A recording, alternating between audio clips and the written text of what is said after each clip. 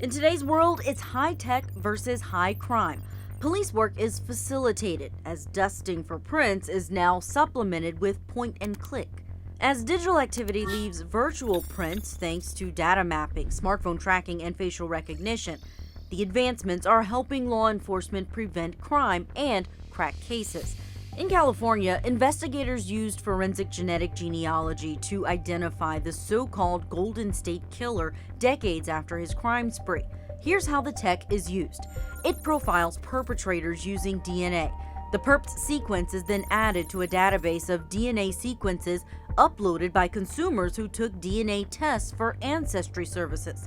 Authorities then build a family tree with DNA matches, tracking things like newspaper obituaries combined with social media. This narrows down the search and brings things like sketches into play. Tech like this is a game changer. Technology in solving cold cases is larger than it ever has been because there are a certain number of cases that absolutely could not be solved without things like genetic genealogy, where there's zero evidence connecting the perpetrator to the crime otherwise. A company with its hands in the technology crime-solving business is Texas-based Othram.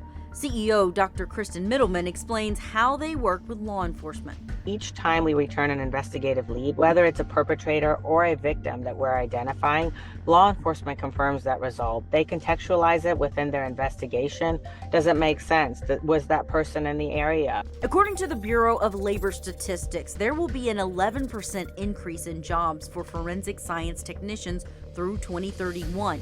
Podcast host Alexis Linkletter, host of the true crime podcast The First Degree, says technology is narrowing the gap between police and perpetrators. Our cell phones are tracking what websites we're on at what times. Everybody's got a Ring camera, and I think more and more technology is the biggest asset in crime solving. In Chicago, authorities placed license plate readers through miles of expressways after a spike in shootings.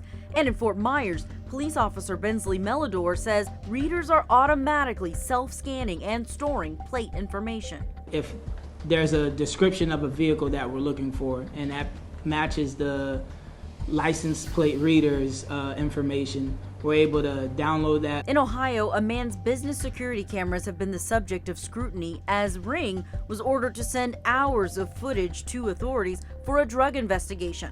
The warrant did not need the business owner's consent. Jennifer Lynch with the digital rights advocacy group Electronic Frontier Foundation told Politico it really takes the control out of the hands of homeowners, and I think that's hugely problematic, creating a new privacy tug of war between law enforcement and the residents they are committed to serve and protect. Julia Janae, Court TV.